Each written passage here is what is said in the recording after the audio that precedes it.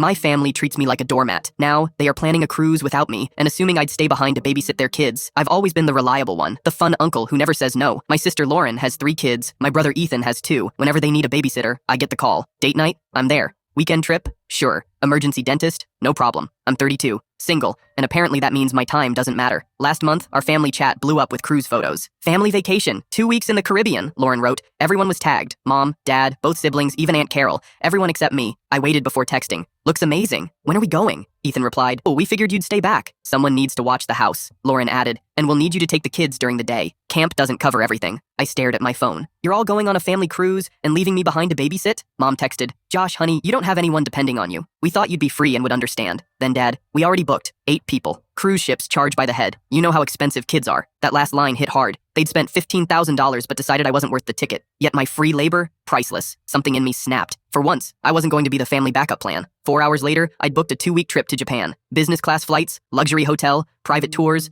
over 10 grand total. The same dates as their cruise. 3 days before departure, Lauren called. Hey, can you pick up the kids Monday? We need to be at the port by 10. Can't. I won't be here. What do you mean? I'll be in Japan. Silence. You can't be serious. We're counting on you. Funny, I said. I was counting on being invited. Guess we're both disappointed. This is selfish. What about the kids? I don't know. Maybe the same thing you expected me to do. Figure it out. She hung up. Within minutes, everyone started calling. Mom, Dad, Ethan, even Carol. All asking how I could do this to the family. Ethan texted, Dude, we already paid. We can't afford childcare. Now I replied, You planned a family trip without me, assumed I'd babysit for free, and now I'm the selfish one? Got it. Dad called next. Josh, this is about family. Then why wasn't I included? You know why. We couldn't afford another person. Right, I said. You couldn't afford me, but you could afford to exclude me. Mom tried guilt. We thought you'd be happy to help. You love those kids. I do. But loving them doesn't mean being taken for granted. The week of their cruise came. My flight to Tokyo was incredible. I posted photos. Shibuya, Mount Fuji, sushi, temples. Their group chat went silent. On day 4, Lauren's husband texted privately. They had to cancel. Couldn't find childcare. Lauren's been crying. Hope you're happy. I stared at the screen. Then replied, I'm very happy. Japan's beautiful. Tell Lauren she's welcome to visit, if she pays her own way. When I got back, Mom invited me to dinner. We need to talk about boundaries. At the restaurant, Lauren looked worn out. Ethan looked angry. Mom looked disappointed. You ruined our vacation, Lauren said. No, I said. I took my vacation. You ruined yours by assuming I'd always be available. We're family, Mom said. Family helps each other. Then why am I only family when you need something? No one spoke. Dad finally muttered, That's not fair. You're right, I said. What's not fair is being excluded, then expected to work for free. Ethan asked, So you'll never help again? I didn't say that. But from now on, you'll ask, not assume. And sometimes, the answer will be no. Mom's voice softened. We didn't realize you felt this way, because you never asked. Dinner ended quietly. No apologies, just the realization that things had changed. 3 months later, they actually give notice now.